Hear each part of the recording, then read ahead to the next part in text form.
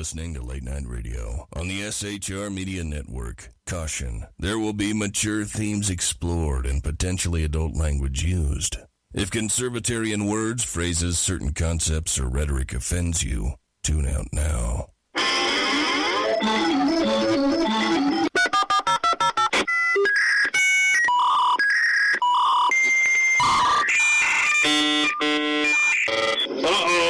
Guess what day it is? Guess what day it is? Huh? Anybody? Julie, hey, guess what day it is? Oh, come on, I know you can hear me. Mike. What day is it, Mike? You magnificent bastard, I read your book. I drink your milkshake. How dare you? I call that bold talk for a one-eyed fat man. Fill your hand, you son of a bitch! Captain. Captain. No,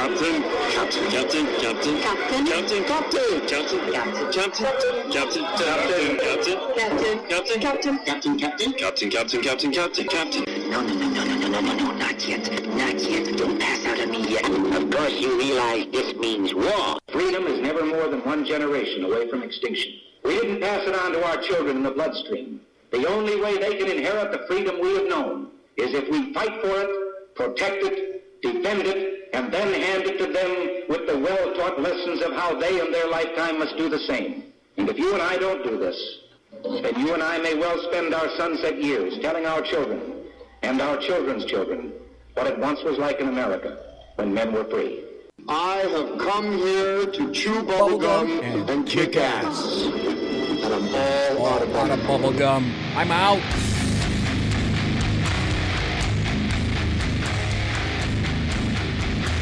Tuesday night, May 19th, the year of our Lord 2020. I'm BC. This is my saloon. And you're in BC's Berserk Bobcat Saloon, the radio show. One each. Right here. Yeah.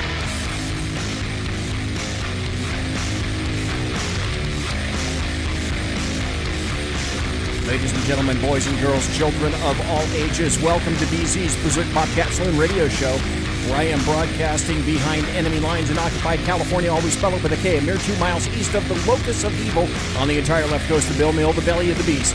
The Capitol building in downtown Sacramento at 10th and L Streets, where late at night you can hear the death of common sense in its concomitant wail as it wafts from that petrifying edifice, and late at night, when I exit the plush, resplendent, sumptuous, palatial, and effulgently bulbous SHR Media Studios, I'll be smelling the odoriferous stench of sulfur, brimstone, and evil emanating from that mentally destitute column structure aforementioned. What you're about to hear for the next 2 hours consists of my opinion, and my opinion only. Because of the fear porn that has gripped this nation, the saloon is no longer open in the front, as the city of Sacramento has pulled my license, but I'm still serving stiff drinks, facts, history, logic, rationality, proportion, context, tradition, intent, and common sense out the back door. And I gotta tell you this, we don't water our drinks just like we don't water our conversation. Politics, religion, crime, culture, economics, race, sex, science, law, we talk about it all right here at the saloon, but the speech is free, but the booze is not. In 2020, I am done with compromise and bipartisan any bipartisanship. This is the new age of modern political warfare. The leftist Democrats and American media maggots all want you dead. Or at the very minimum, they want you jobless, bankrupt, bereft of a future, and quivering in the fetal position under your desks, waiting for your local leftist governors and mayors to bestow a modicum of freedom in dribs and drabs when it pleases them. Also, to be taken away when it pleases them, or when you have the temerity to push back or reoffend. If our rights don't prevail, folks, we have absolutely lost this nation, and it won't be coming back. If we lose freedom here in the United States of America, my fundamental question is, okay, where do you go for freedom then? Where do you find it around the planet? Tonight, in the saloon, we're going to have Jeff DUNETZ for the first hour. He is returning. And in the second hour, oh my God, Happy Stories are making a return. Can it be possibly that things are turning around just a little bit? Then I'm going to tell you why California continues to be insane. And of course, I'm trying to get out of here.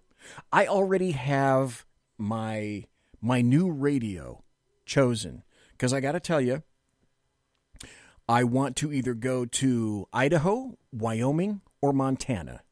Number one, they are free states. Number two, many of them are open carry. And number three, it's cooler. Number four, there's more water. And, for example, if I go to Idaho, it's going to be called RFI, Radio Free Idaho. The saloon will bite the dust. When I leave California, I always spell it with a K. Here's someone that's not in California. It's Jeff DUNETZ. Jeff DUNETZ, where do you live? I live on the East Coast, the People's Republic of New York. Ah, the PRNY. Emperor Cuomo's Long Island. That is, let's see, how many boroughs are there in New York? 5? 5 in the city. I'm in the suburbs. Ah, you're in the burbs, the burbs. So, and you know what? Governor Cuomo really let people know his true feelings yesterday. When he said, if old people die, they die. We're going to get to that. Oh, sorry. No, that's okay. That's fine. Folks, this is Jeff DUNETZ. If you haven't heard him before, and if you listen to this show, you have definitely heard him before.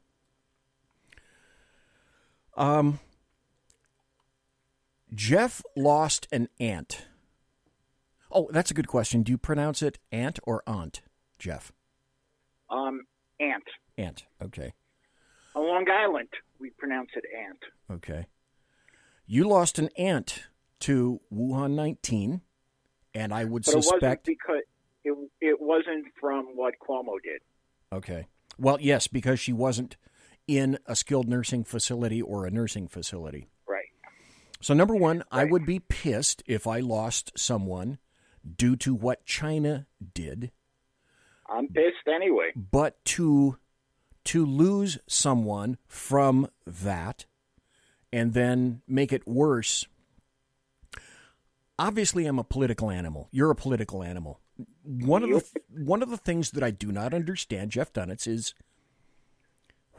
why, or maybe I'm just not hearing it, because maybe it's more localized. Maybe it's more in New York, and that's why I am glad that you're here tonight, because I'm going to ask you about this. I'm not in New York. I'm on the far left coast. And, right. And what Cuomo did, New York Governor Cuomo did, lights me up to 210 over 190. Why aren't people screaming about this? That literally not just 100, 200, 500, 1,000 people died behind what New York Governor Cuomo did. That was his action directly that caused the deaths. Now, if I'm not mistaken, and Jeff, perhaps you can set me correct, my understanding is that it's close to 2,000 deaths, if it hasn't already. No. I believe it's close to 6,000 deaths.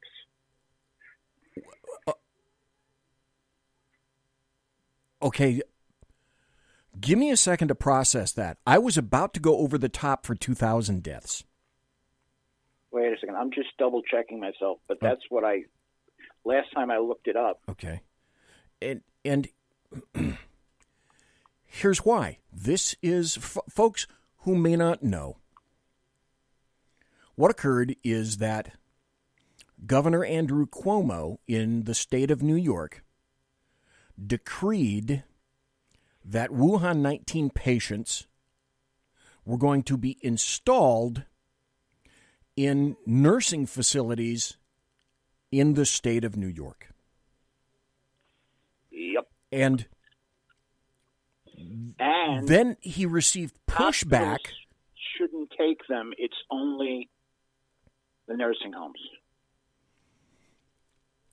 He received pushback and then doubled down on that edict. You bet. I'm curious, Jeff DUNETZ, did you find anything about how many people may have died behind this? I know it's got to be much more than 2,000 because it was 1,000 just on Long Island. Okay. But I am looking it up. I found a chart, but I got to then put it on Excel. Okay. As you're peeking around, though, let me tell folks about this, a little bit about you while you're looking. The reason I like to have Jeff on the show, folks, is because Jeff is in an area that's far away from me, and I use him as a bellwether to tell me what's happening in the northeast of the United States, coupled with the fact that Jeff is just an all-around great guy. And if you want to find out what's happening around the United States with a little bit of a conservative bent in terms of these are things you're definitely not going to be hearing from what I call the American media maggots, go to his blog, lidblog.com, lid, L-I-D, blog, B-L-O-G.com. And he posts probably 3, 4, sometimes 5 times a day. It's a very active blog, and I want to talk about a number of the posts that he has tonight. One of them in particular, I find it illuminating and egregious. You ready for your blood pressure to go crazy? Okay. As of 2 days ago, on Sunday, the nursing home COVID death toll in New York was 5,601.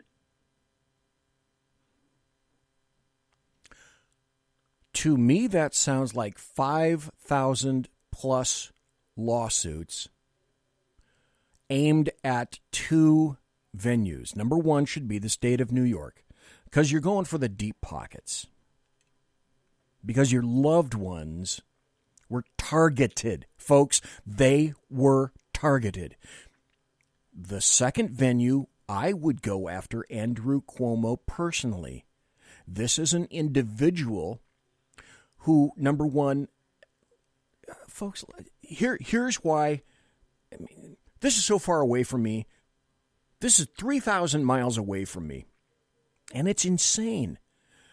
5,000 plus individuals dead because one person decided to put folks with what they acknowledged is a viral infection that requires masks, gloves, and installed doctors, and installed people like this in communities, not of the strongest people in the United States, but the absolute very weakest people in the United States. Now, I have been any number of times in nursing homes, specifically in California, always spell it with a K, because my grandmother went into a nursing home, my father went into a nursing home 5 times, beat it, and came out, except for the last one. So I have a lot of experience in nursing homes. And what I experienced was this. My guess would be that this is endemic all across the United States. And I'm not pointing fingers necessarily. I'm just telling you what my experience was, just because. They're filled with people doing a very tough job, not getting paid a lot of money. If you think that there is a doctor in a nursing home there 24/7, you would be so sorely wrong. At the best, costs money. At the best, you may get an RN who drops in. A lot of other people are LVNs and all the other labels that are in there. They're not paid a whole lot of money. And what you did is you installed people with a rampant virus into an environment of people in the weakest condition and state of their lives in areas that have personnel with essentially the least amount of pay, the least amount of training, the least amount of equipment, the least amount of knowledge, and the least access to true doctors and information. That's the environment into which you've installed people who are already infected with Wuhan 19. This is beyond despicable. Yeah, and I just want to emphasize something you said because it's important. It's not the fault of the people who work in the nursing homes. No, they're not prepared. They're not prepared for this. No one gave them. What moron would take people riddled with a disease, an infection, and install them into a nursing facility environment? Who would do that? Well, yeah, but you know what the real problem is, and I told you this last week. The two Cuomo brothers share one brain. So, yeah. he might have made the decision when Chris had the brain.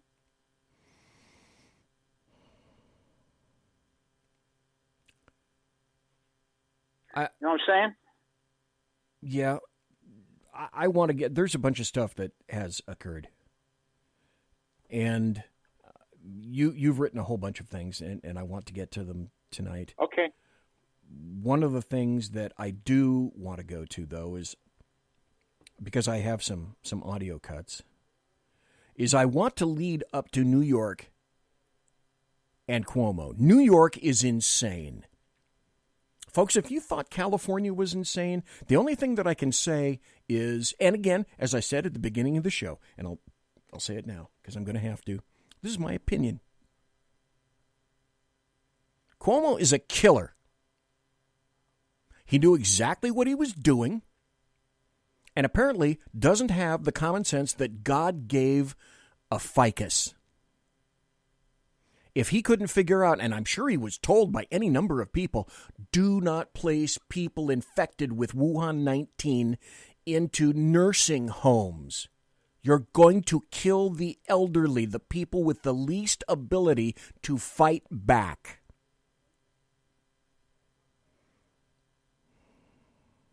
Already we know that New York, in the middle of New York's unused hospital beds. So who was crying for all these hospital beds and all these ventilators? Cuomo was. There was massive waste and mismanagement. So President Trump sent him a ship. Didn't need the ship. Built more emergency hospitals. Didn't need the hospitals. New York has had the bulk of infections and deaths. I will be the first to admit it. But they hoarded medical supplies, spent millions on equipment that never got there. Like I mentioned, all the unused hospitals and the beds. And finally, people are starting to ask, thank God, do you think that maybe something went wrong? Oh, and the other thing that they did is they decided it would be a great idea to release a whole bunch of inmates from Rikers Island. And now we know that dozens and dozens of Rikers inmates were arrested again after their lovely little coronavirus release. Yeah, but it's not just inmates. Some of them were sexual predators, rapists, and child molesters. Well, because, it's like hashtag because why not? Right. I want to remind somebody else of this. Oh, and I'm sorry. I forgot my manners. Welcome to the Alaskan in chat at SHR, Jack in chat at SHR, and of course, Jeff, you're in chat at SHR. Anybody remember back on the 22nd when Andrew Cuomo said, you know what? I know what our jobs are, but this is not one of them. Our job is not to provide PPE, personal protective equipment, to nursing homes. Despite the fact that that's where he installed the most infectious people known to the state of New York at the time. He said, it isn't our job to provide coronavirus-ravaged nursing homes with personal protective equipment. He didn't say that about ravaged, but he did say it's not our job to do that. Well, do you think it's the federal government That the federal government is a first responder? Well, I have an audio cut. Let's see if we can get through to Governor Cuomo and see if he's going to tell us anything. The ownership of the nursing facility. No, they're not a state-run entity. That's what I'm trying to say. I know there's a thought a nursing home is run by the state. It's a wrong thought. Facts. The private entity runs it. We regulate the private entity. If the private entity is not performing their duty as they should be, then the state takes action versus the private entity. You can lose your license. You'll be out of business. If you're not providing your staff with the right equipment, you're out of business. That we can do. See, for the state, the question should be, we have been helping them with more PPE, but again, it's not our job. Can you think of anything more haughty and dismissive than something like that? Well, let me interject something, okay? It's another difference between us and the Democrats, okay, or the liberals. We were taught to respect older people because you know what? And it's a real selfish thing because you know what? They have a lot of knowledge that they share with us. Okay. The liberals were taught they just get in the way of the young people. And I think that's part of it also. I mean, I don't know about you, but anytime I was disrespectful to an old person when I was growing up, I got a smack across my face. You bet I did. Also. Okay. And really, it wasn't until I got a little older that I realized it's like they have so much to impart, so much to teach. Except the liberals don't care. To them, they're in the way of the young people. It's like the death squads of Obamacare. They're just in the way.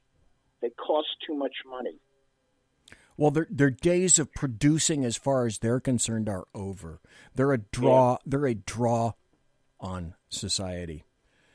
Then, well, I would pay anything to have my parents back. You know. Oh my God, yes, and okay. Mine as well. But wait, as I am fond of saying, but wait, there's more. Despite doing this, Cuomo came out on Sunday and said that, well, for the nursing home deaths, nobody should be prosecuted for that. For none of the deaths, and certainly specific for nothing in the nursery homes, well, that can't be his fault. Yeah, the comment is this, and I have those conversations all day long with people who have lost people, right? Listen. We lost 139 people yesterday in hospitals. Who is accountable for those 139 deaths? Well, how do we get justice for those families who had 139 deaths? What is justice? Who can we prosecute for those deaths? Nobody. Nobody. Mother Nature, God, where did this virus come from? People are going to die by this virus. That is the truth. Best hospital system on the globe, I believe we have. Best doctors, best nurses who have responded like heroes. Every medication, ventilators, the health system wants for nothing. We worked it out so we always had available beds. Nobody was deprived of a bed or medical coverage in any way. And still people died. Still people died. Older people, vulnerable people. Listen to this. Are going to die from this virus. That is going to happen. Despite whatever you do. Okay, stop just for a second. If he's saying that now, do you think the light bulb came on just Sunday night over his head and he finally realized, some people did die in a nursing home? No. Well, you have to, in New York here, there has been a pushback. Okay, and people have been complaining that if he let them stay in hospitals or go to hospitals, a lot of them might not have died. Okay, and that was really it. He, yes, a lot of old people will die. But if you allowed them to go to hospitals instead of being forced to go to nursing homes where the care won't be as good because they're not prepared for it, more will die. And I don't know if he's not willing to accept that or he's had the pressure for the last 3 weeks and he's just BSing his way out of it. What do you think, folks, would happen if a Republican governor said something as casually dismissive as this, acknowledging full well, as he did, he knows people are going to die behind this virus, and essentially he said, folks, cover your children's ears. He doesn't give one fuck about your elderly loved ones. They die. Oh, fucking well. Move on. Nothing to see here. No one is responsible, least of all me. That's God's work. Well, let me tell you, that's an easy thing to visualize. You ever see the movie Frankenstein? Yes. When all the villagers come with pitchforks and torches? Yes. If a Republican did that, that's what would happen. Well, that deserves this. Exactly. That is exactly what would have happened. And yet, he got to double down on, don't question me. I'm putting more Wuhan 19 patients into nursing homes. I want a timeline. I want somebody that's an investigator to put together a timeline of what did Cuomo know and when did he know it. Already recognizing that people in nursing homes are the weakest possible. Did he, and I want to know, and I'm not even in New York, I shouldn't particularly care, except I do, because I feel a particular, I've been to nursing homes. I'll shoot myself in the head before I go to one myself, but I know what they're like. Some are okay. Some are fairly nice. More money. Some are despicable. Some have 12 to 15 people, bed by bed by bed, in a room. Seen it with my own eyes. And this guy is going to be that dismissive to this kind of a situation? Because with all our progress as a society, we can't keep everyone alive. Despite everything you do. And older people are more vulnerable. Oh, folks, save that soundbite right there. That is what we call, in criminal law, we call that malice aforethought, meaning this fuckstick knew exactly what he was doing when he placed people with a massive, rampant, global pandemic infection into facilities with the weakest people possible. This is malice aforethought. This wasn't at the last moment I got really emotional and decided I had to put people in there. This was he knew exactly what he was doing, and my guess would be also, at the time, he had options. Many, many damned options, including a 1,000-foot fucking ship. And he had numerous hospitals that Trump built for him. The military built these hospitals for him. I am so pissed off. 5,000 people dead unnecessarily. You want to get worse?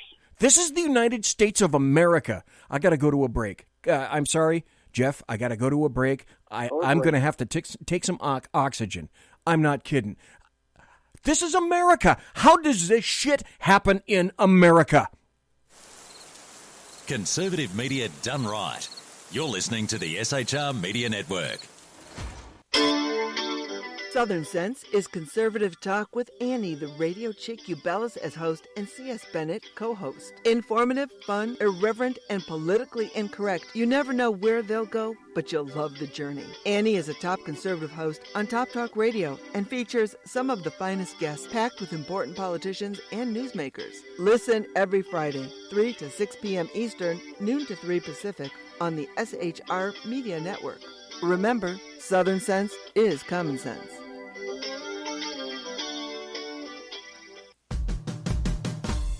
It's your business diva here, Melanie Collette. I am inviting you to a front row seat as I discuss some of the most intriguing details of wealth and finance with today's movers and shakers in the world of business. Listen in and discover financial truths on a global, domestic, and household scale. Uncover topics that will impact your wallet today and in the future. Money Talk with Melanie airs Monday through Friday, 5 p.m. East, 2 p.m. West, right here on SHR Media and High Plains Pundit Talk Radio. You can't afford to miss it. From a public locker inside a dilapidated Long Island rail station comes a show designed to piss off liberals using truth, facts, and ridicule. The Lid Radio Show, featuring the conservative voice from the People's Republic of New York. The Lid himself, Jeff DUNETZ. Tune in every Wednesday at 2 p.m. Eastern, 11 a.m. Pacific on the SHR Media Network. Go to shrmedia.com. At Lid Radio, we fight for the truth, justice, and a good kosher T-bone. If you don't listen, Hillary Clinton might sneak into your bedroom in her housecoat late at night and blame you for her election loss. It's the Lid Radio Show with Jeff DUNETZ. Conservative media done right. You're listening to the SHR Media Network. Good evening. Broadcasting behind enemy lines in occupied California, the bloviating Zeppelin's Berserk Bobcat Saloon radio show is featured on the SHR Media Network every Tuesday and Thursday night for 2 hours at 11 p.m. Eastern and 8 p.m. Pacific. Whilst manufacturers are running out of metal for the diapers of the leftists, BZ continues to radically change the world of leftists, one diaper at a time. Stop balancing your checkbooks. Stop cleaning your fish tanks. The bloviating Zeppelin's Berserk Bobcat Saloon radio show is your magnet for truth, justice, obesity, a darkened studio, and late-night freedom. No United States of America freedoms were abridged in the making of this ad. This is Shannon Wright. And this is Michael Wright. Reminding you to listen to The Right Way with Shannon and Mike. Every Monday through Thursday. 7 to 9 a.m. Right here on SHRmedia.com. Join me, Jack Alexander, for the Jack Alexander Experiment podcast, as I take a unique outsider's look at the issues affecting the USA. I fearlessly take on the issues that everyone else is too scared to touch. The Jack Alexander Experiment podcast is available wherever good podcasts can be found, like Spreaker, iHeartRadio, and Google Podcast. The Jack Alexander Experiment, because it's not a matter of left versus right, it's a matter of right versus wrong. After 6 years covering terror and corruption, the Unpleasant Blind Guy is making a change. I'm Dave Milner. Join me on Spreaker and YouTube through SHR Media and on the Western Free Radio Network as I team up with Jeff Mitchell, host of the English Defense League radio show on blogtalkradio.com. Check show pages for airtimes. It's the Unpleasant Blind Guy. On ADL Radio. There's no surrender, ever. Because truth is not always pleasant. Featuring the effervescent contrarian sackheads Clint, plus the unrestrained bulbosity of BZ, the Sackheads Against Tyranny is a real chat show. Doubling your late-night conservative talk show pleasure with double the hosts, you can listen every Wednesday night at 8 p.m. Pacific, 11 p.m. Eastern. Please note, some contents may have settled during shipping. Member FDIC, batteries not included, warranty voided Montenegro. Conservative media done right. You're listening to the SHR Media Network. Ladies and gentlemen, boys and girls, children of all ages, thanks for listening to the bloviating Zeppelin's Berserk Bobcat Saloon radio show tonight. The guest here is Jeff DUNETZ.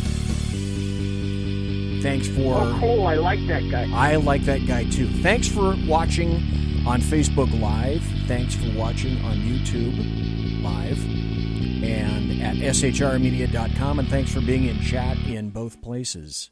Also, if you are on Facebook and you want a great supporter, a great group that supports the Second Amendment, First Amendment, Bill of Rights, all of that, and firearms, I highly recommend the USGOA, which is the U.S. Gun Owners Association, run by Fred Witzel. Great place to go. USGOA, U.S. Gun Owners Association, on Facebook. Not getting any money from them, just like them, just think they're a great bunch of people. Jeff DUNETZ, you are here tonight. He is the owner of lidblog.com, lidblog, lidblog.com, lidblog.com. Go there for great viewpoints on any number of things political. Jeff, tonight you have an article. Well, actually, I think this came out yesterday. But I think this article is the point to make about everything and points to me to how anything and everything with Mueller, with General Flynn, was all a setup. It was a perjury trap. This was, as I said, in 2017. That's 3 years I've been saying this. This was a soft coup against a presidential nominee, a soft coup against a president-elect and a sitting president.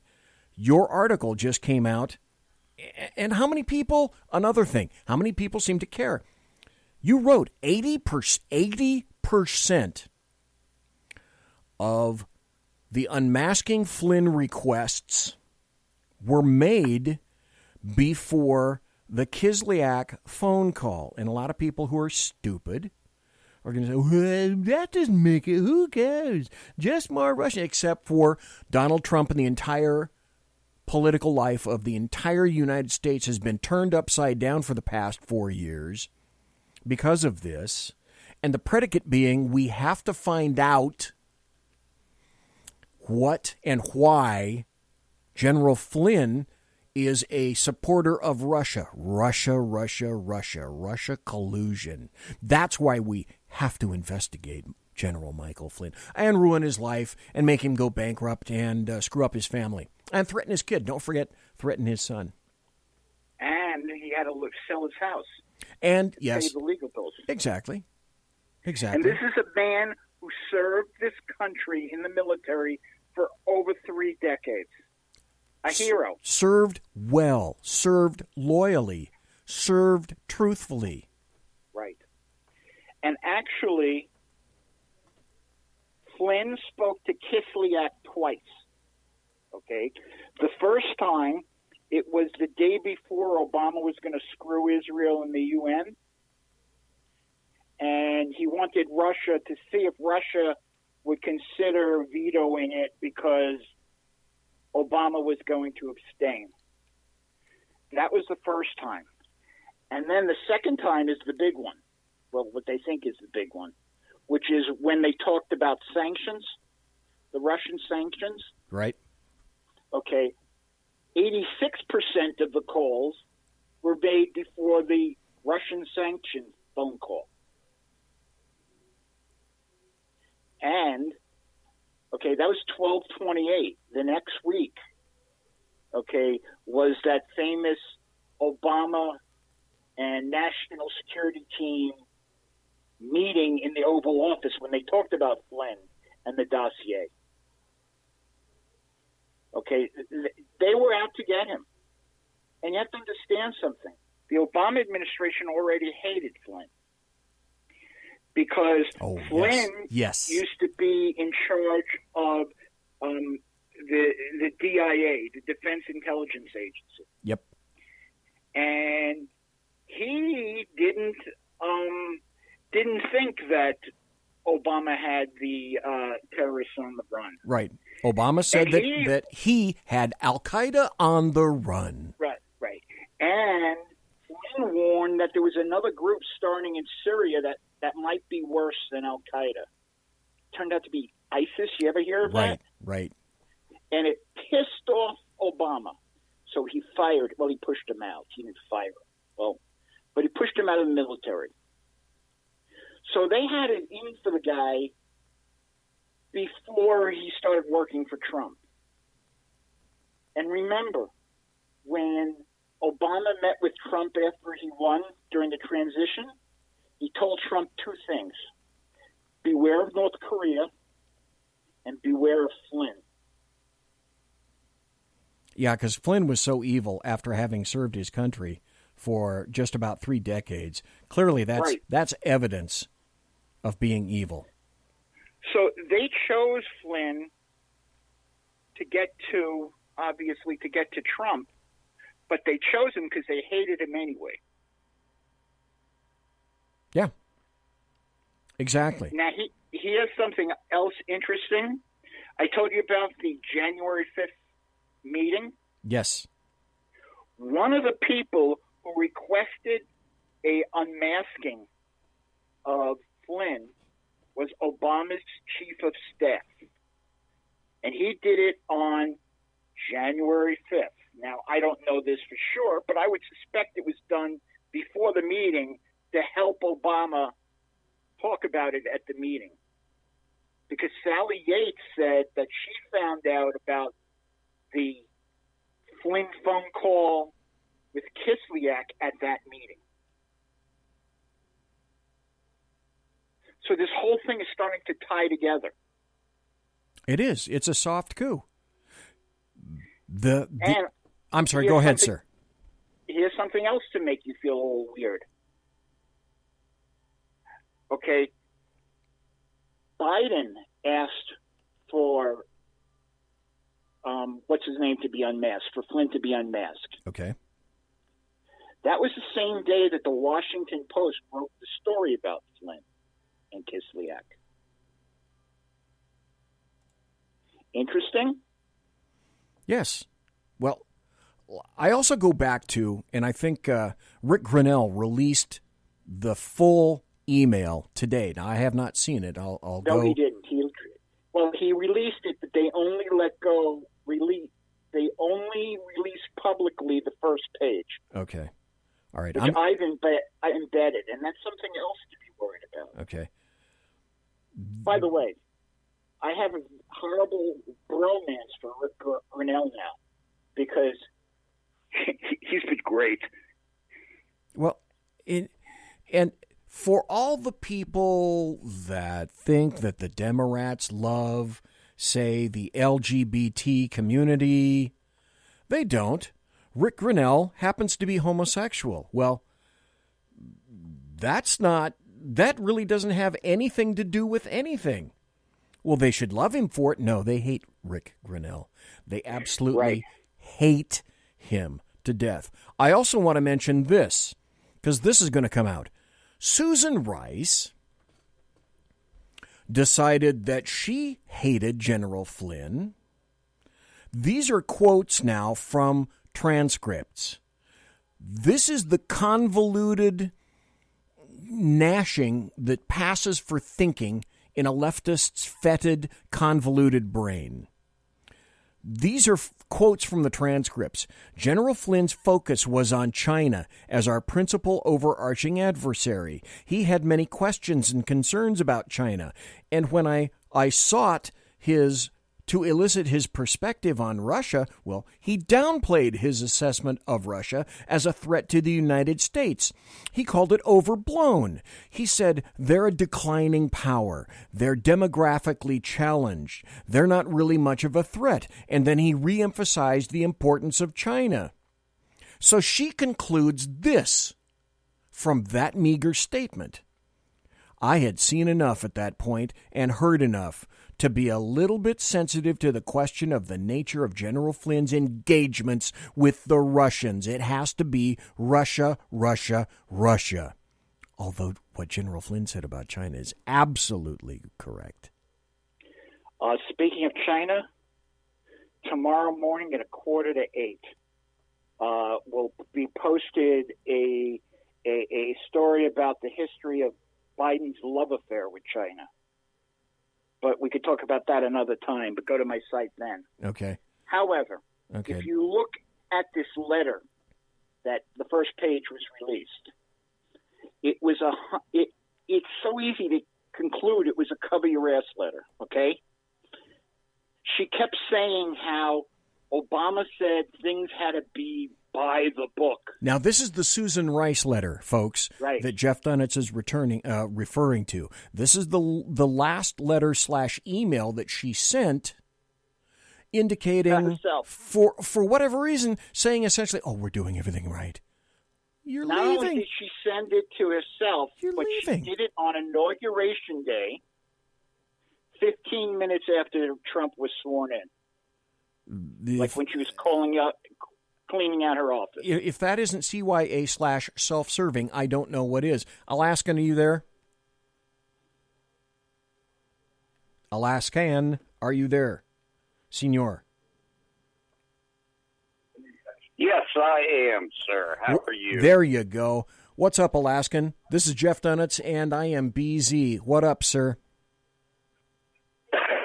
Well, we're talking about General Flynn being unmasked and stuff. Yes. The other day, and I am searching frantically for this, I saw a op-ed by Andrew McCarthy. Oh, great writer. Yes. That says he does not believe that General Flynn was ever masked to begin with. Really? Yeah, well, that's what this thing kind of shows. Really? Okay, because they were asking for unmasking before he had something to mask. Well, and I'm looking for it as we speak, but to kind of paraphrase what he was talking about was that the FBI does not, and nothing for the Kislyak intercept was done under FISA, which is the rules for the FBI. He says that the intercept had to have been done by one, either the CIA, who would be the agency that would be doing that anyway to begin with, and they don't mask people, and or one of our foreign intelligence counterparts, which do not come under FISA rules. So I love Andrew McCarthy, and I actually read that. Did you read and actually that? I even quoted part of that in my article. However, one thing, this was a spy on Flynn thing and spy on Trump thing from the beginning. Yes. Because there was no phone call with Kislyak. See, what Andrew says is that that we were. This is quoting him. For 3 years, we've been led to believe that Flynn's December 29 conversation with Kislyak was intercepted because the latter was routinely monitored. That is, Kislyak was an overt agent of Russia stationed at the embassy in Washington, so the FBI kept tabs on him. Indeed, the routine surveillance storyline was repeated by the New York Times this week. What makes that scenario impossible is that they were requesting to get into Flynn before there was a phone call. So you're right, and Andrew's right. There was never unmasking. I'm just using the term, but making it worse is that they were spying on Flynn, and through Flynn, the Trump administration, before he ever spoke to Kislyak. Bingo. Yeah. Well, the Kasigliak intercept would not have been done by the FBI. That would, I'm sure that everything that goes in and out of the, any foreign embassy is monitored, but that would be monitored by the, the CIA or some other agency, but not the You're FBI. 100% correct. But there was no intercept. And those intercepts do not fall under the FISA masking requirements or anything like that. Hence, he was never masked to begin with, according to what McCarthy is writing. And I agree with him. Yeah. So this unmasking story could be considered a false flag in there. Yeah, because there was nothing to unmask. It could be that, and it could be that after the Kasigliak call, that they decided to camp everything that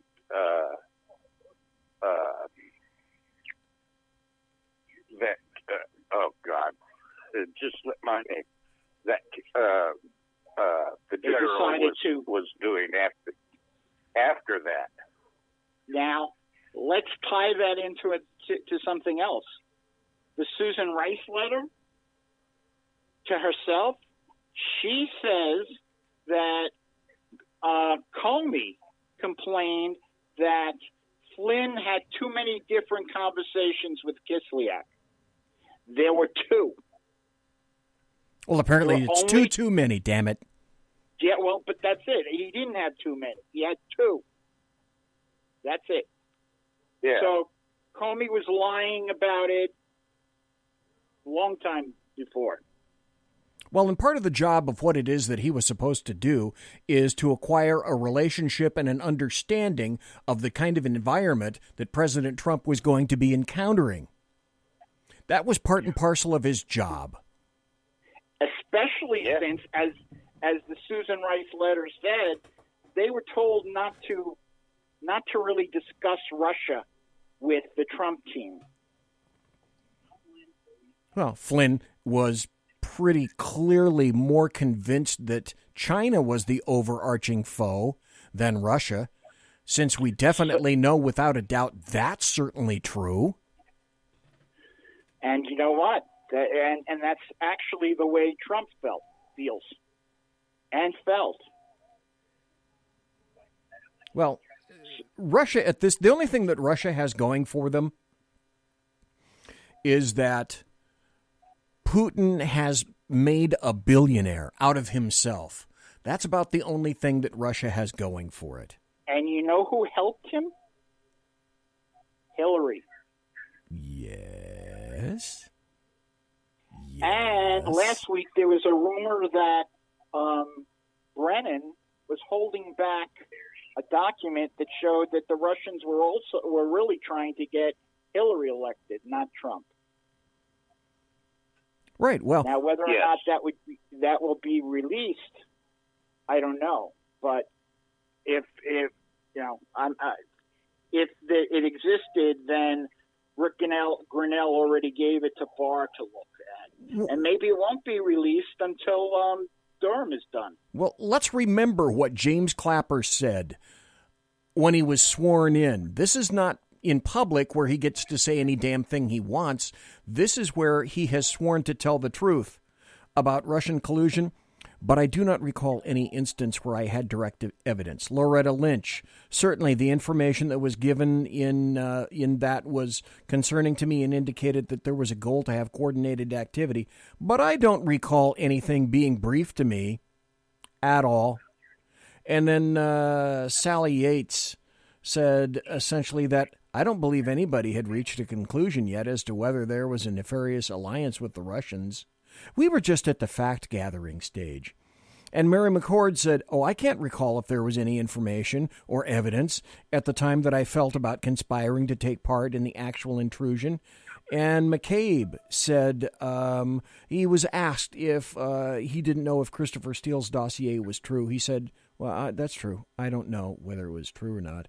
And Ben Rhodes said, I saw indications of potential coordination, but I did not see, the specific evidence of the actions of Trump collusion in the campaign. Samantha Power, I am not in possession of anything. I am not in possession and didn't read or absorb information that came from and out of the intelligence community. Susan Rice, I don't recall intelligence that I would consider evidence to that effect that I saw prior to my departure. They all said they saw no evidence. Well, anybody who knew anything about Donald Trump knew the dossier was BS. Yeah. Because that thing about golden showers, yeah, the president is a germaphobe. Of the highest order. He's not going to let some stranger pee on him, okay? Yeah. That's just... I mean, just from that point of view, there's no way it's true. And what we did learn from the last Horowitz report was that the FBI knew it was bullshit. Well, the FBI agents came out and said that they believed that the general was telling the truth, and yet Stroke decided that it was he who was going to push the investigation forward. When the FBI says with emphasis that, we're completely unbiased and apolitical, yeah, bullshit. One final article that I want to talk to you about, Jeff, before we get to the top of the hour. You wrote this yesterday also.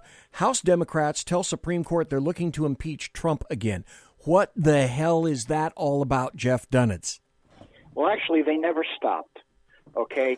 And the reason why they're suing to get a hold of, remember how like only 98% of the Mueller report was turned over? Right. Because of the grand jury stuff? They're suing for the other 2%. But grand jury information is not shareable. No, you cannot, by law, share grand jury information.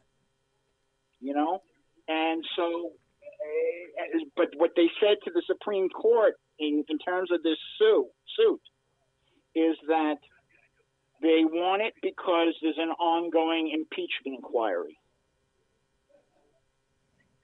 Because why should it stop? What? Because why should it stop? It's insanity. They also mentioned that they want to investigate Barr's decision regarding Roger Stone and General Flynn.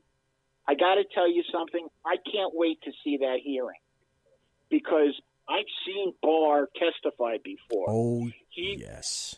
He will eviscerate Nadler to the point that his staple will fall out and Nadler will blow up and fly away like one of the balloons in Macy's Day Parade. Yep. Absolutely incredible. Jeff, tell folks where you can be found, pretty please, with sugar on top. Lidblog.com. And if you want to know about China and Biden, be there. That goes up at 7:45 in the morning. I'm also on Twitter at YidWithLid. I give you my Facebook address, but I'm in Facebook jail, so I don't do it much on it. Yeah, I know. I just between you and me and the tree, I went over to Magabook. I kicked a couple of I kicked Snippy and Spreely and Foopy and Moopy and Bloopy to the curb, and now I went to Magabook, and I would recommend it for all the other folks.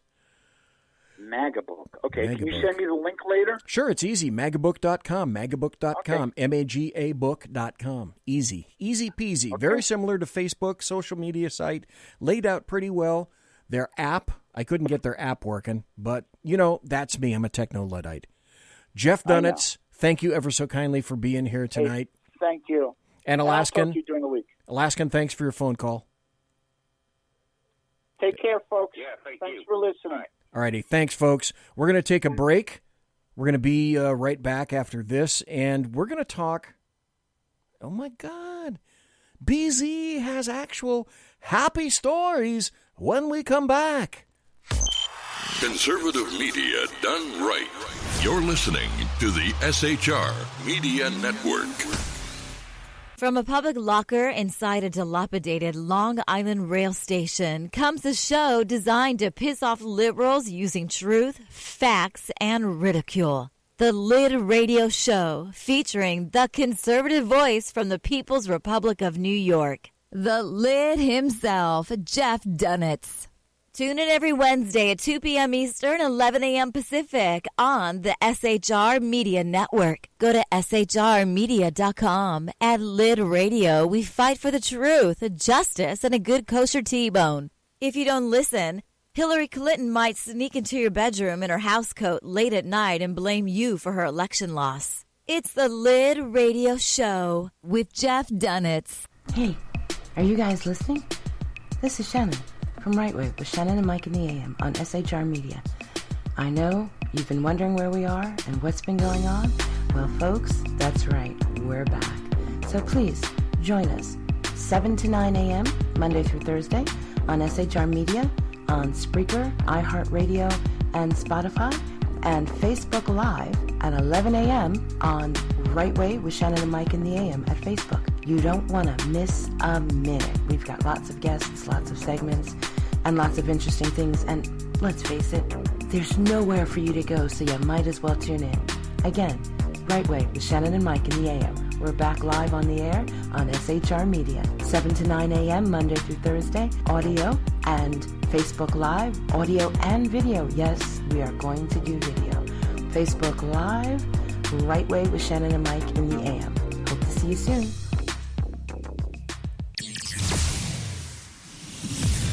Broadcasting behind enemy lines in occupied California, a mere 2 miles from the state capital, the bloviating Zeppelin's Berserk Bobcat Saloon radio show can be heard every Tuesday and Thursday night at 8 p.m. Pacific and 11 p.m. Eastern. Only on the SHR Media Network. Go to shrmedia.com to listen. You can also watch on the SHR Media Facebook page and the SHR Media YouTube channel. No goldfish were abused in the making of this ad. Conservative media done right. You're listening to the SHR Media Network. It is he that is me, bringing perspective from across the sea. Join me, Jack Alexander, 4 days a week for the Jack Alexander Experiment podcast, as I take a unique outsider's look at the news and issues affecting life and liberty here in the USA. I'll show you what the mainstream media refuses to. Politics, border security, defense, healthcare, travel. Nothing is off limits. Catch the Jack Alexander Experiment podcast each Monday to Thursday on Facebook, YouTube, and everywhere good podcasts can be found. Also, check out the website, www.jackalexanderexperiment.com. Southern Sense is conservative talk with Annie, the radio chick you bellows as host, and C.S. Bennett co-host. Informative, fun, irreverent, and politically incorrect. You never know where they'll go, but you'll love the journey. Annie is a top conservative host on Top Talk Radio and features some of the finest guests packed with important politicians and newsmakers. Listen every Friday, 3 to 6 p.m. Eastern, noon to 3 Pacific, on the SHR Media Network. Remember, Southern Sense is common sense. After 6 years covering terror and corruption, the Unpleasant Blind Guy is making a change. I'm Dave Milner. Join me on Spreaker and YouTube through SHR Media and on the Western Free Radio Network as I team up with Jeff Mitchell, host of the English Defense League radio show on blogtalkradio.com. Check show pages for airtimes. It's the Unpleasant Blind Guy. On ADL Radio. There's no surrender, ever. Because truth is not always pleasant. Conservative media done right. You're listening to the SHR Media Network. It's your business diva here, Melanie Collette. I am inviting you to a front row seat as I discuss some of the most intriguing details of wealth and finance with today's movers and shakers in the world of business. Listen in and discover financial truths on a global, domestic, and household scale. Uncover topics that will impact your wallet today and in the future. Money Talk with Melanie airs Monday through Friday, 5 p.m. East, 2 p.m. West, right here on SHR Media and High Plains Pundit Talk Radio. You can't afford to miss it. Conservative media done right. You're listening to the SHR Media Network.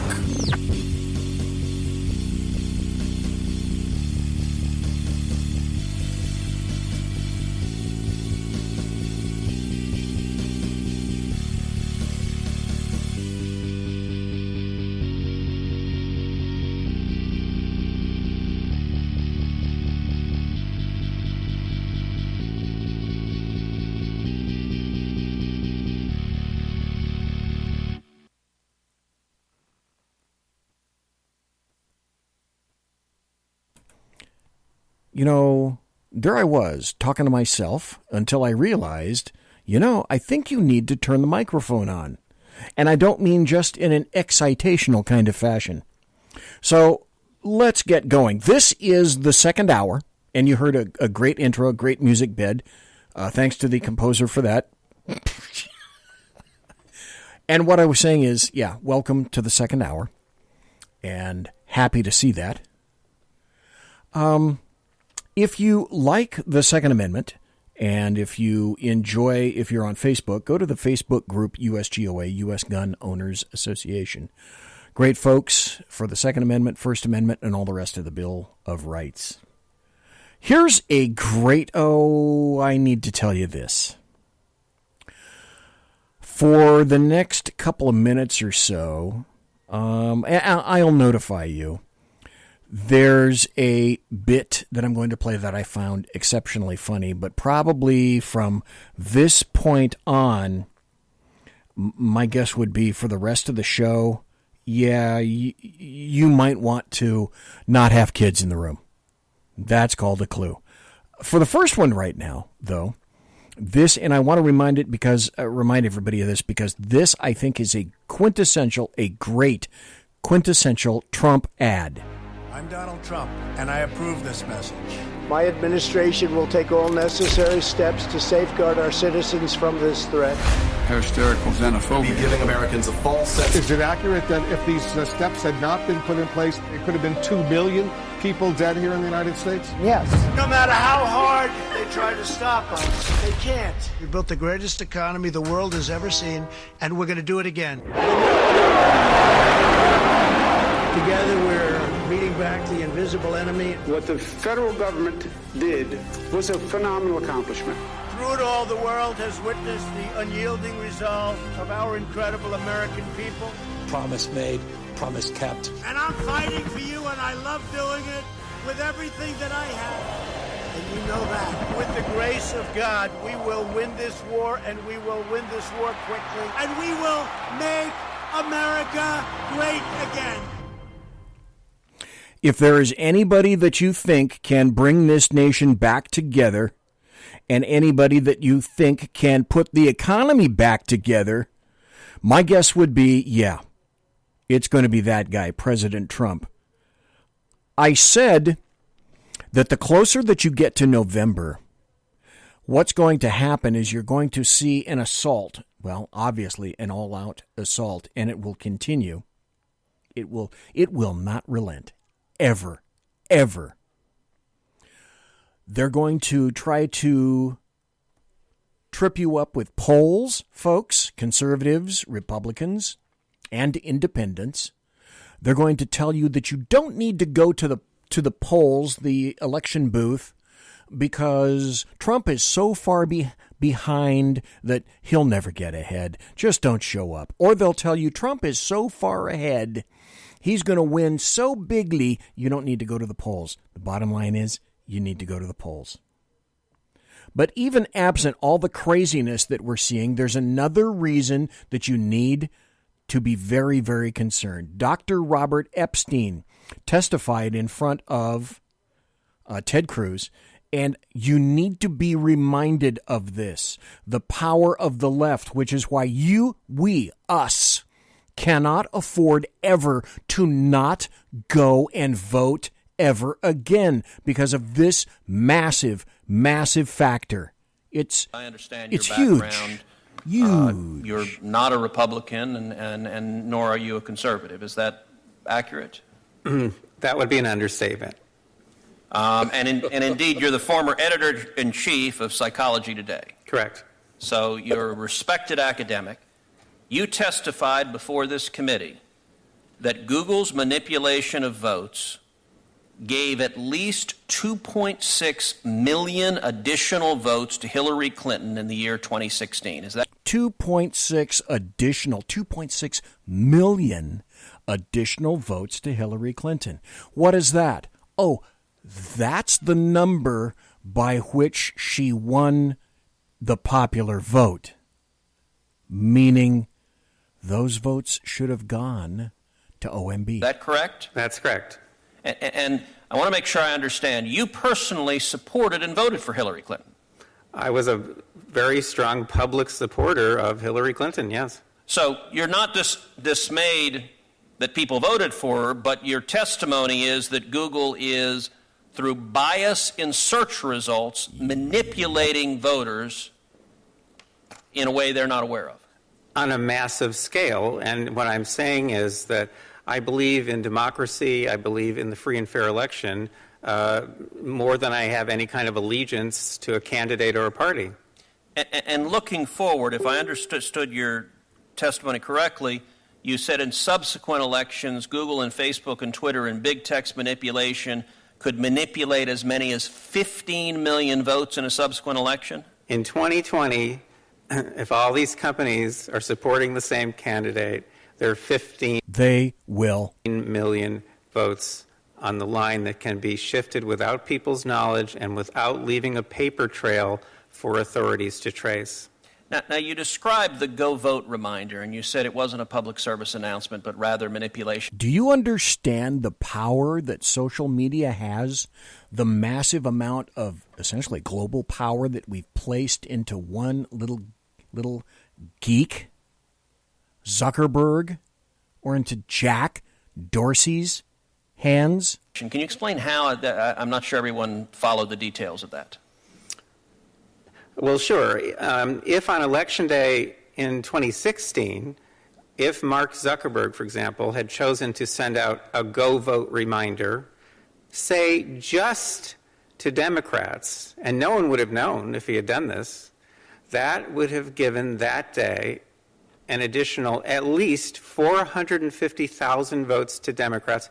And we know this without doubt because of Facebook's own published data, because they did an experiment that they didn't tell anyone about during the 2010 election. They published it in 2012. It had 60 million Facebook users involved. They sent out a Go Vote reminder, and they got something like 360,000 more people to get off their sofas and go vote who otherwise would have stayed home. The point is, I don't think that Mr. Zuckerberg sent out that reminder in 2016. I think he was overconfident. I think Google was overconfident. Do you think Facebook will hesitate in the slightest to do that in November, September, October, November? Twitter, Google, Facebook, Twitter, YouTube. Do you think any of them will hesitate in the slightest to skew the numbers? All these companies were. I don't think he sent that out. Without monitoring systems in place, we'll never know what these companies are doing. But the point is, in 2018, I'm sure they were more aggressive. We have lots of data to support that. And in 2020, you can bet that all of these companies are going to go all out. And the methods that they're using are invisible. They're subliminal. They're more powerful than most any effects I've ever seen in the behavioral sciences. And I've been in the behavioral sciences for almost 40 years.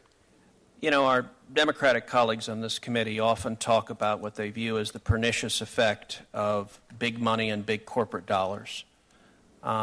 What you are testifying to is that a handful of Silicon Valley billionaires and giant corporations are able to spend millions of dollars, if not billions of dollars collectively, massively influencing the results of elections. And there's no accountability. You said we don't know. We have no way of knowing if Google or Facebook or Twitter sends it to Democrats or Republicans or how they bias it, because it's a black box with no transparency or accountability whatsoever. How would you ever know? I ask you this question. How would you ever know? Let's say you even had a subpoena for Facebook. Let's just use Facebook as an example. To proffer information or documents. Well, number one, you're not going to get a document. They're not going to be silly, stupid, or fattening enough to provide you with any kind of a document indicating that this is exactly what they did, unless somebody was silly, stupid, or fattening enough to record an actual one-on-one meeting between, say, Zucky and somebody else.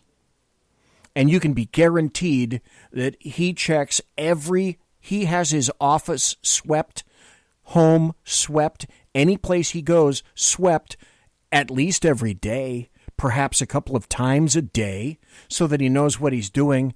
Do you think there's any way humanly possible in the land of ones and zeros to come up with a definite way, absent direct testimony from an individual, that you could prove that this is what he's doing? It's a digital world, people. Am I understanding you correctly? Senator, with respect, I must correct you. Please. If Mark Zuckerberg chooses to send out a go vote reminder just to Democrats on Election Day, that doesn't cost him a dime. Fair enough. Digital. Do you happen to know who the Hillary Clinton campaign's number one financial supporter was in the year 2016? I think I do, but please remind me. The number one financial supporter of the Hillary Clinton campaign in the 2016 election was the parent company of Google, Alphabet, who was our first witness. They were her number one financial donor, and your testimony is, through their deceptive search methods, they moved 2.6 million votes in her direction. I would think anybody, whether or not you favor one candidate or another, should be deeply dismayed about a handful of Silicon Valley billionaires having that much power over our elections to silently and deceptively shift vote outcomes. Stop just for a second. Ask yourself this very important question. What is like an actor, what is the motivation for any social media, Zuckerberg, Dorsey, Facebook, Twitter, to tell anyone the truth in any form of say a Senate hearing like this guy is? He's in the Senate Judiciary Subcommittee. This was, let's see, when was this? August 9th of last year, when Dr. Robert Epstein was testifying.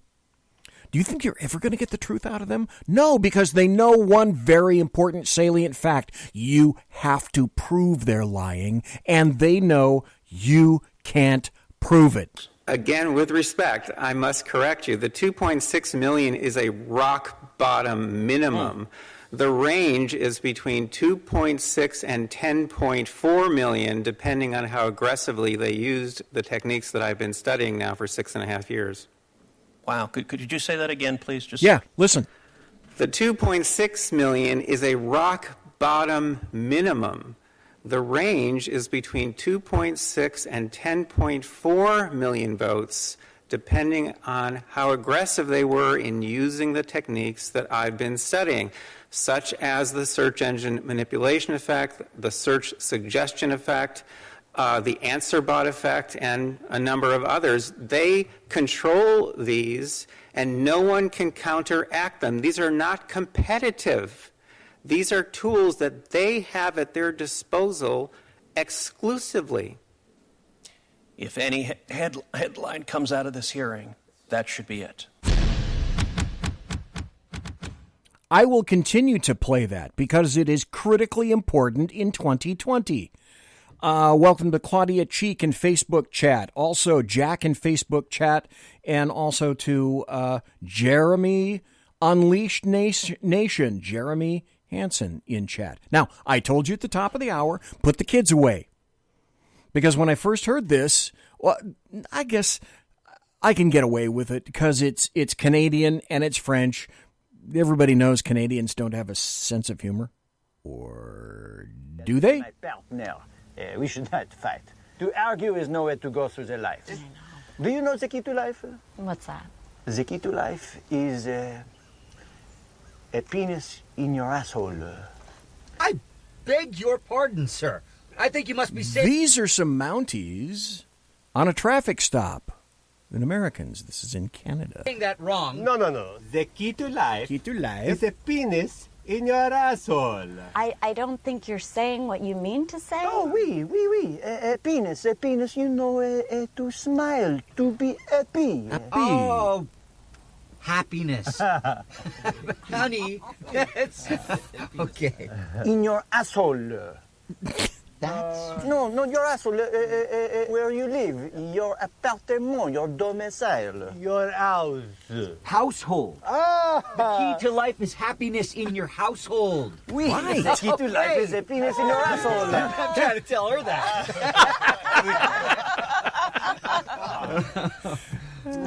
What do you think I say? Oh. What did you think I said? Oh. Why didn't I go there? This is the first time I've done this in, I think a couple of weeks at least. Stand by. I hope you're sitting down. It's time for happy stories and good times. We're going to rip through a lot of these. Here's one from Mediaite. Actually from CNN. Shock CNN poll. Trump leads Biden by 7 points in the battleground states despite trailing by 5 overall. That was just a couple of days ago on the 13th. A new poll shows former VP Joe Biden and President Donald Trump in a standoff over their national support and their momentum in battleground states. This was a CNN study. Hey, Boyd, welcome to Facebook. A CNN study conducted by SRSS found that 51% of national registered voters back Biden, while 46% are behind Trump. This is a 2% drop for Biden. It's May. Since the poll had him at 53% in April, while the president has jumped up 4% from his previous rating of 42%. Then we made reference to this. Here's another happy story. This just happened a day or so ago. Feds and you... Oh, boy. How do I tell you this? I knew this was occurring a number of years ago. I'll bet a bunch of you already understood this. I live in California. Always spell it with a K. I have occasional reasons to go to Silicon Valley. Silicon Valley is not necessarily an incorporated city. It's an area around San Jose, etc. But they kind of call it Silicon Valley. It's all encompassing. When I went there about 5 or 6 years ago, I went to, I admit it, a UFO convention. And I saw George Norrie and a whole bunch of other people. Right next to the same convention center was a tech conference. And in that tech conference, one of the first things that I noted is that most everyone in there, with some exceptions, the people holding it were of a number of ethnicities, but the people that were attending were predominantly Chinese, and I distinctly know the difference between when I'm listening to Chinese as opposed to Japanese. And I'm telling you, the bulk of people in Silicon Valley that were attending this conference that I was hearing on breaks, because during the conference, and I walked around to listen and peeked in the door and listened, are speaking in English on the stage, but the people that are talking to themselves on the breaks outside are speaking Chinese, Cantonese, Mandarin, etc. So here's an article, Feds Arrest Professor, and the reason I said that is because this is a pandemic in and of itself. Feds arrest professor for allegedly hiding funding from communist China. Another professor pleads guilty to a similar charge. China is stealing us blind. China is the enemy of the United States. China is the enemy of the entire planet. Federal law enforcement officials arrested a professor at the University of Arkansas. Well, folks, you know there's Kansas, then there's Arkansas. This was in Arkansas. For allegedly concealing his involvement in a program that the Chinese Communist Party, CCP, used to steal intellectual property from U.S. institutions. And as we all know, China has made it a priority to steal whatever it is that we're working on in terms of attempting to identify and then create a vaccine. China is hacking like they've never hacked before. Simon Ang of the University of Arkansas was arrested on Friday and charged on Monday with wire fraud, the New York Times reported. He worked for and received funding from Chinese companies and from the 1,000 Talents program, which awards grants to scientists to encourage relationships with the Chinese government. And he warned an associate to keep his affiliation with the program quiet. Oh, by the way, if convicted, Ang faces up to 20 years in prison. And then there was this. Also on Friday, Dr. Zhaojing Li, a former professor of Emory University of Atlanta, pleaded guilty to a felony charge of filing a false tax return that omitted, well, now the IRS gets pissed at you and me if we omit, I don't know, a couple $100. His tax return, he just forgot about that $500,000 that he received from the 1,000 Talents program. He was sentenced to a year of probation. Ooh, that's harsh. And ordered to pay $35,089 in restitution. I'm surprised there wasn't like 25 cents in there as well. This was recorded at least a couple of weeks ago, but I think it's funny as fuck. Because this is where the word schadenfreude steps in from the wings right now. Iran hits its own warship with a missile, killing 19. Now that's a happy story. Let's see, when did this happen? This is from, American Military News. At least 19 Iranian Navy personnel are dead and 15 more injured after the warship Konarak was struck by Iran's own missile near Jask port in southern Iran last month. Iran's official Islamic Republic news agency confirmed the 19 deaths and 15 injuries in a report. Couldn't happen to a nicer country. Then this came out from the Supreme Court. A wonderful thing. Oh, and the 200 district judges that Donald Trump was able to install on various benches across the country, keeping one of his major campaign promises. I love it when campaign promises are going well and he's keeping them. This from the Supreme Court. Encouraging illegal aliens to remain in the U.S. is a crime, Supreme Court rules. I happen to think that's a really happy story. The Supreme Court unanimously upheld a federal statute that forbids encouraging illegal aliens to remain in the U.S. unlawfully in a decision Thursday. The Supreme Court justices voided an earlier decision by the Ninth Circuit Court of Appeals, which had ruled that a federal anti-harboring statute was unconstitutional. So this ruling by the Supreme Court upholds that law. The Supreme Court not only vacated the appeal court decision, but, and you almost never do this in a federal judge venue, but they also criticized, you don't do this. They criticized, the Supreme Court criticized the judges for drastically straying from judicial norms. I really hope you're sitting down now before we go to the break. This is a critical sentence. Judge Ruth Bader Ginsburg, who is a massive leftist sitting on the bench, she wrote the High Court's opinion. The appeals panel departed so drastically from the principle of party presentation as to constitute an abuse of discretion, Ginsburg wrote, and said a court is not hidebound by the precise arguments of counsel But the Ninth Circuit's radical transformation of this case goes well beyond the pale. So what kind of a decision was this, by the way? And who voted? Huh? Really? Am I reading this correct? I must. This can't be right. This was a unanimous decision. Conservative media done right. You're listening to the SHR Media Network. From a public locker inside a dilapidated Long Island rail station comes a show designed to piss off liberals using truth, facts, and ridicule. The Lid Radio Show, featuring the conservative voice from the People's Republic of New York, the Lid himself, Jeff DUNETZ.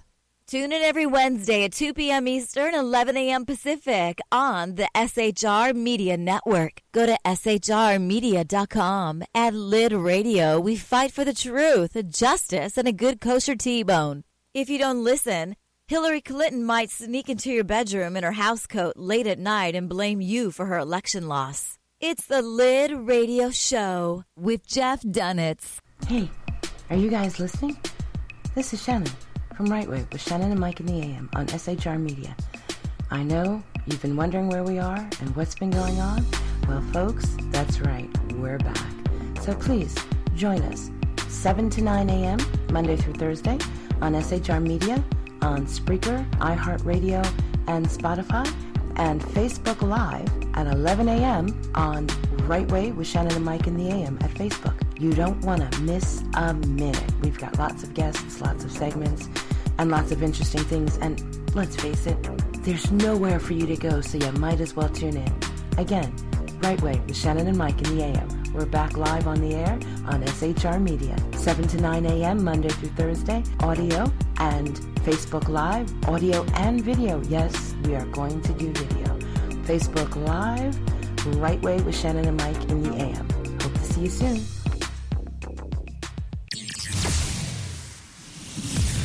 Broadcasting behind enemy lines in occupied California, a mere 2 miles from the state capital, the bloviating Zeppelin's Berserk Bobcat Saloon radio show can be heard every Tuesday and Thursday night at 8 p.m. Pacific and 11 p.m. Eastern. Only on the SHR Media Network. Go to shrmedia.com to listen. You can also watch on the SHR Media Facebook page and the SHR Media YouTube channel. No goldfish were abused in the making of this ad.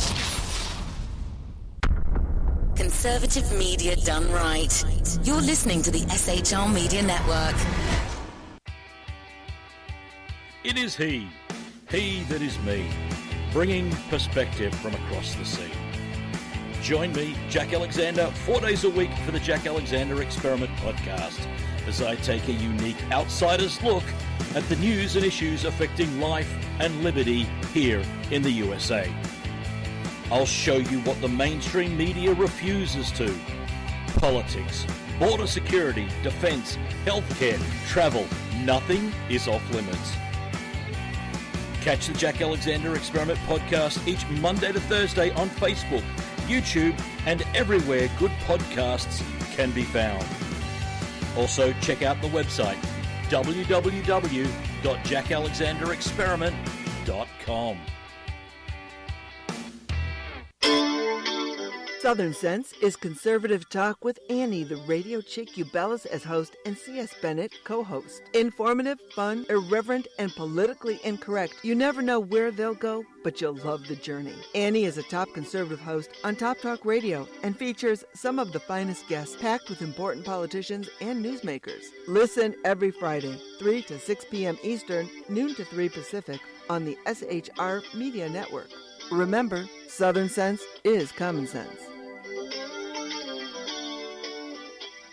After 6 years covering terror and corruption, the Unpleasant Blind Guy is making a change. I'm Dave Milner. Join me on Spreaker and YouTube through SHR Media and on the Western Free Radio Network as I team up with Jeff Mitchell, host of the English Defense League radio show on blogtalkradio.com. Check show pages for airtimes. It's the Unpleasant Blind Guy. On EDL Radio. There's no surrender, ever. Because truth is not always pleasant. Conservative media done right. You're listening to the SHR Media Network. It's your business diva here, Melanie Collette. I am inviting you to a front row seat as I discuss some of the most intriguing details of wealth and finance with today's movers and shakers in the world of business. Listen in and discover financial truths on a global, domestic, and household scale. Uncover topics that will impact your wallet today and in the future. Money Talk with Melanie airs Monday through Friday, 5 p.m. East, 2 p.m. West, right here on SHR Media and High Plains Pundit Talk Radio. You can't afford to miss it. Conservative media done right. You're listening to the SHR Media Network. Ladies and gentlemen, boys and girls, children of all ages, I am back. It is the final 25. The final 25 minutes of the show, and already I can see I'm not going to be able to get a fraction of the stuff that I wanted to talk about tonight in, so it's going to have to get pushed over to Thursday night. Thanks to everybody in chat looking at Facebook. Thanks to Claudia. Thanks to Betty for being in chat. Thanks to Marcia. These are all new folks. Thank you very much for being here tonight. And thanks to Jeremy, because I bet you Jeremy had a whole bunch of stuff to do with this. So, Jeremy Hansen, thank you very much. What was I doing? Oh, that's right. I was... Oh, gosh. Let's see. I was talking about... It's time for happy stories and good times. I was talking about a Supreme Court decision. Then there's this. Wonder why nobody's talking about illegals on the border anymore. Ken Cuccinelli says 8 in 10 border crossers are being deported within 2 hours. That to me sounds like a happy story. Acting Department of Homeland Security, DHS, Deputy Secretary Ken Cuccinelli says border crossers are being almost immediately returned to Mexico after crossing into the United States, winning one for the United States as well. Oh, that reminds me, this Thursday, somebody in chat, might have been Betty, was saying, hey, what about all these funny doctors? I'm going to be playing some videos which have turned out not to be videos anymore because they got eliminated, but I converted them to audio files because these days you have to, because this stuff got taken down so frequently. I'm going to have a lot of doctors talking and telling you the truth about what's actually going on with the coronavirus. Here's another happy story. Trump announces executive order aiming to make hundreds of deregulations permanent amidst the coronavirus. So he announced today, well, if you're on the East Coast, it's tomorrow. He announced today an executive order, Tuesday, aiming to make hundreds of deregulations in the age of the coronavirus permanent. Something that would basically amount to a massive overhaul of regulatory policy. As far as I'm concerned, eliminating red tape, big plus for the United States. Now, here's another thing that people determined was a bad thing. But because part of my job was to interpret what attorneys were telling me over the years, is this. Do you remember when Barr came out 2 days ago and said, as to President, because you have to watch and listen very carefully to what attorneys say. And people took this to be a negative thing. Catherine Herridge reported on this. She said, Attorney General Barr said, this is a quote, as to President Obama and Vice President Biden, whatever their level of involvement, based on the information I have today, I don't expect Mr. Durham's work will lead to a criminal investigation of either man. Our concern is focused on others. Stop. What are the two operative words in that sentence from Barr? And I point this out because I have had this happen to me, where attorneys will fall back on a phrase or a couple of words in what they've written or said turns out to be fundamentally true. I want to point out this to you so that this is not a crash and it's not the end of the world. What are the two operative words? 3 operative words, actually. As to President Obama and VP Biden, whatever their level of involvement, based on the information I have today. That's not tomorrow. That's not next week. That's not the rest of this month. Here's another happy story. Remember what I said about that today, tonight. Remember what I said about that. Atlanta Mayor Keisha Lance Bottoms, incontinentia buttocks. In this case, Atlanta Mayor Keisha Lance Bottoms. Georgia reopening is not as bad as I thought. Here's another happy story. This is from Fox News. Democrat-imposed coronavirus orders are facing lawsuits all across the nation. Wait, if I had a producer, this is what you heard. Democrat coronavirus orders are facing lawsuits all across the nation. Or maybe you would have heard, or occasionally, yeah, what about... I kind of like that one. That's ominous. Here we go.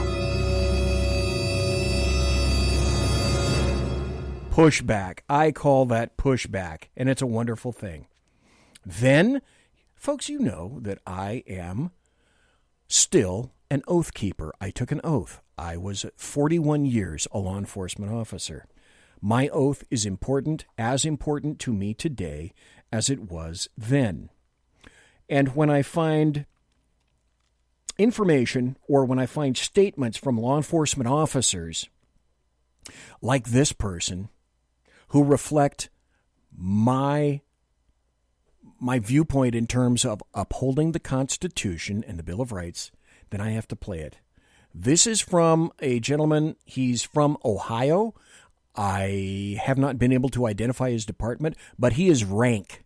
In Ohio, they have the rank of colonel. This is a colonel, and listen to what he says about law enforcement. I solemnly swear or affirm that I will support the Constitution and laws of the United States of America, the Constitution and laws of the state of Ohio, and the laws and ordinances of the political subdivision to which I am appointed, and to the best of my ability will discharge the duties of this office. This is the oath sworn by every law enforcement officer here in the state of Ohio, and it's similar to the oath sworn by every law enforcement officer everywhere in the country. I've taken this oath many times as I've moved from department to department during my career, and also as I've been promoted to higher positions within those departments. The first time I took such an oath was as an 18-year-old enlistee in the United States Marine Corps. And an interesting thing that I've noticed each time that I've taken this oath, or an oath similar to this, is that they don't come with an expiration date. Bingo. The oath that I swore as an 18-year-old, I believe, is still as valid today as it was the day that I recited those words. There is a slight difference in the oath taken by members of the military as opposed to the oath that's sworn by law enforcement officers here in Ohio. The military oath says to support and defend the Constitution of the United States against all enemies, foreign and domestic. To support the Constitution properly, there's no way you can do that without defending it as well. So I don't see the lack of that verbiage in the law enforcement oath as being really different from the military oath. We all swear to support and defend the Constitution of the United States of America. So why am I talking about the oath that we take? It's because I would like to focus in on the very first few words of that oath, because they are virtually all the same. That I solemnly swear to support the Constitution of the United States of America. That is the entire Constitution, not just portions of it, to include the first 10 amendments, which of course we know as the Bill of Rights. The Bill of Rights guarantees most of the freedoms that we enjoy as American citizens. The right to assemble, the right to free speech, the right to practice our religion. And the reason I'm talking about all of this is because I'm becoming troubled because of things that I'm seeing in the news lately. As well where you I feel should like be. Many of our basic freedoms are being infringed, if not outright denied. Kaiser, welcome. Many times people are looking to the police to enforce these policies that are being presented, and I want to point out to everyone that our oath to the citizens we serve is to protect their constitutional rights. That is our first and foremost duty, which is why that language is the very first thing in our oath. Don't you wish all law enforcement officers, and I don't count anymore, don't you wish all law enforcement officers were like this? It's sad they aren't. It comes before enforcing the law. It comes before discharging duties. Our very first duty is to support and defend the Constitution of the United States. So by implication, it is to defend the rights of the citizens we're sworn to protect and defend. Again, I'm pointing this all out because we don't have to look very far into history to see where ill-conceived notions by the political powers that be at any time in the past looked to the police, or I should say those policymakers looked to the police to enforce those ill-conceived policies. And again, we don't have to look very hard to see the disastrous consequences that came as a result of some of those enforcement actions. None of us asked for this current situation. It was thrust upon us. And I know there are times that we are out there and there's a question about how we should proceed with regard to a certain situation. My advice to you is always default to your oath. It will show you the way. Thank you. Your oath will guide you to defending and protecting the rights of your citizens. And there's really nothing anyone can say about defaulting to your oath. That is your responsibility, is your sworn duty as a police officer to defend the rights of the citizens in your community. Again, there may be times that you're dealing with those situations that are difficult to sort out. You may have dueling political interests that are trying to direct you one way or another. But my advice to you is always default to your oath, always support and defend the constitutional rights of the citizens you're sworn to protect. Thank you all, and may God bless you and keep you safe.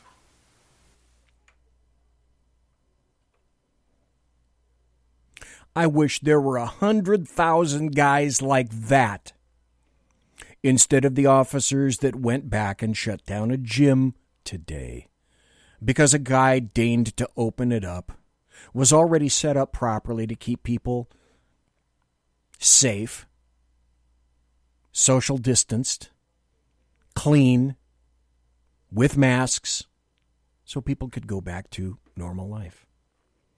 And of course, officers went over there. The first set of officers said all was well. The second set, not so much. Oh, I'm sorry, that was in another venue. Oh, and I forgot to tell you this. I hadn't planned on mentioning this today.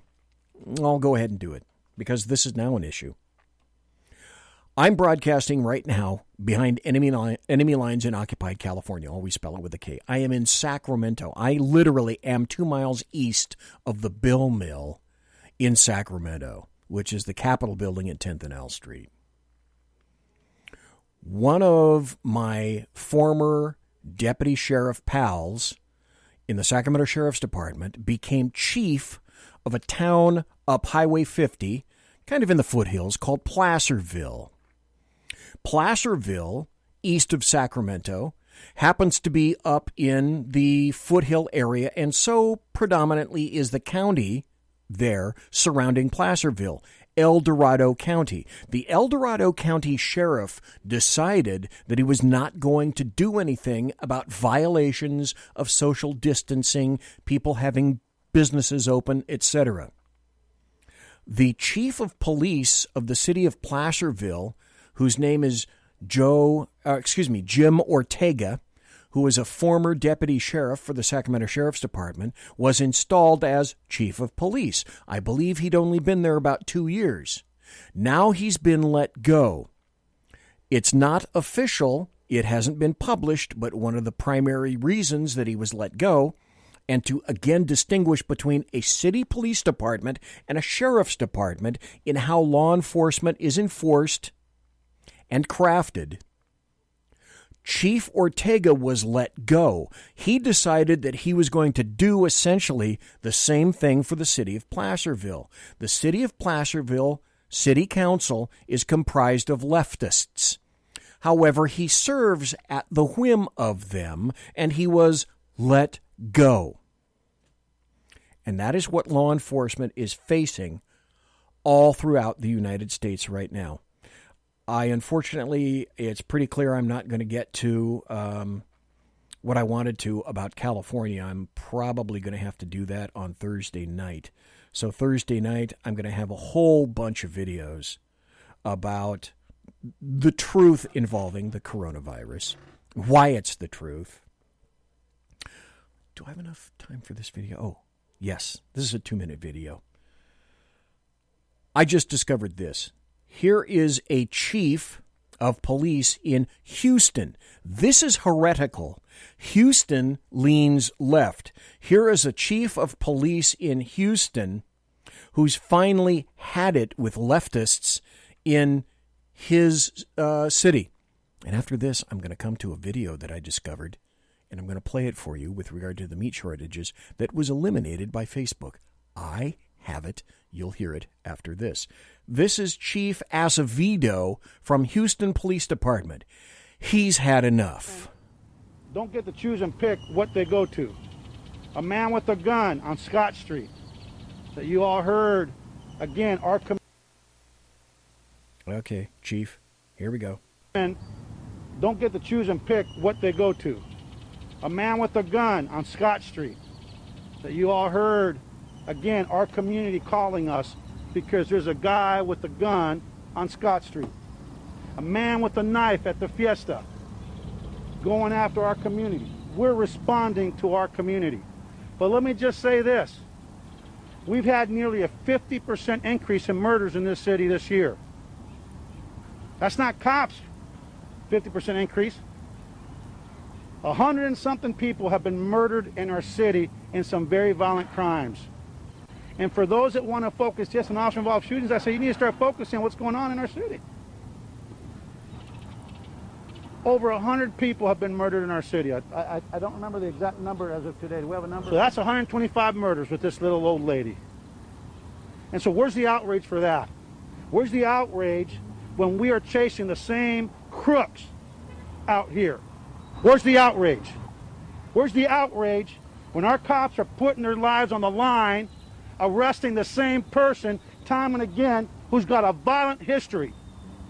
So don't come and talk to me about officer-involved shootings when nobody's putting the mic in the hands of the judges that keep letting these crooks out time and again. Exactly. Where's the outrage? Why is it it's the police chief and the police department that's talking about these judges? And you know what they want me to do? They want me to go away. Well, I got news for them. I'm not going away. And they're not going to shut me up. Excellent. And we will start putting out when a guy on 8 felony bonds is out carjacking people. Where's the outrage? Where? I'll tell you where. Directed at the wrong things. We've got to pay attention because people are dying. The violence is creeping up and being committed by people that are in and out of jail, right? In one door, out the other. And guess what? Sooner or later, guess what? That violence is not just going to impact these officers. It's going to impact the community. There should be some outrage. So I got a question for you folks. What do you think the half-life of this chief's job is going to be for having gone out in the open and spoken overtly about that? How long do you think he's going to keep his job? A day? 2 days? Anything like that? You got to wonder. You really don't know. I would wager to say that he may not, Chief Acevedo, may not be long for this planet. Here's another happy story. College students, I was shocked when I heard and saw this. College students call for closing Confucius Institutes across America. Bipartisan groups of college students across America have joined forces with nonprofits, human rights organizations, and leaders of the youth organizations of both Democrats and Republicans to call for the closing of Confucius Institutes on college campuses across America. Basically, Confucius Institutes are nothing more than areas where the CCP, Chinese Communist Party, can infiltrate in the United States of America. God, there's so much stuff that I want to tell you about California, and I'm running out of time to be able to do that tonight. Let me get to the one that probably is one of the most important. Don't you have to ask yourself, why is it that leftist Democrats and mayors want and are so insistent about keeping you imprisoned in your house? One of them is to make sure, guaranteed, that if they can get away with pushing it, and hey, Los Angeles County now wants you to stay inside until, July, after the 4th of July. And then there becomes a reason. They're hoping that when all these businesses, when people are opened up, that the coronavirus pandemic will explode once again, so that they can shut down voting and insist that you only vote by mail. That's one motivation. The other one is money.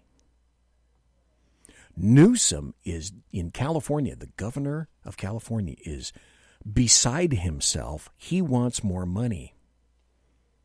So is Governor Cuomo in New York. They're all running massive budget deficits because they don't know when, or I think how, to stop spending.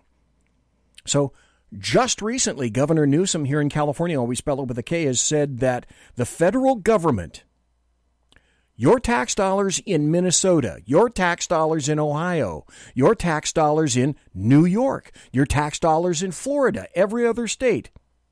The federal government, meaning all of your tax dollars, the federal government has a moral and ethical obligation to financially support the states.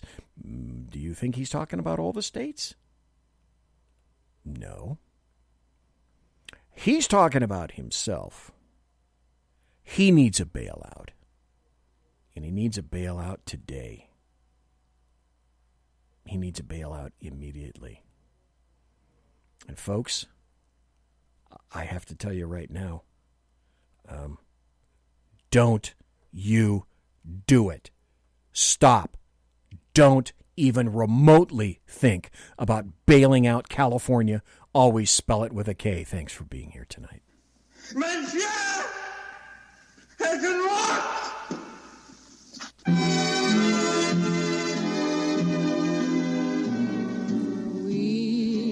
Ladies and gentlemen, boys and girls, children of all ages, thanks for listening to the Bloviating Zeppelin's Berserk Bobcat Saloon, live and direct right here on the SHR Media Network. If you want to contact me, you can find me on Twitter at BZEP, at BZEP. And promotional consideration is by the Lockheed Martin Skunk Works, and also by the Boeing Company. If it ain't Boeing, I ain't going. And also by Pratt & Whitney Engines Thrust. You can trust. Tiaras are by My Little Pony. Thanks to my personal KC-135 Kettle One refilling team, with whom I will be consorting in less than an hour. Thanks to Jeff DUNETZ for being here. It would appear that I'm having a really well-known, not well-known on this show, Black Conservative coming Thursday night, Randy Perham. You need to be here this Thursday night. Thanks to everybody for being in Facebook chat. Thanks to everybody for being in SHR Media chat. Thanks for listening live. Thanks for listening in podcast. Got a ton of hits in podcast. Thanks to Jeremy Henson for promoting the heck out of the show. Folks, I'll be back Thursday night. All of you, God bless. Take care. Be safe. quiet down now and get some sleep. Good night, everybody. Good night, Mama. Good night, Ben. Good night, everyone. Good night, Mama. Good night, Daddy. Good night, children. Good night, Daddy. Good night, Elizabeth. Good night, John Boy. Good night, Jim Bob. Good night, Jim Bob. Good night, Jim Bob. What's going on? I was asleep. What's everybody doing? Good night, Jim Bob.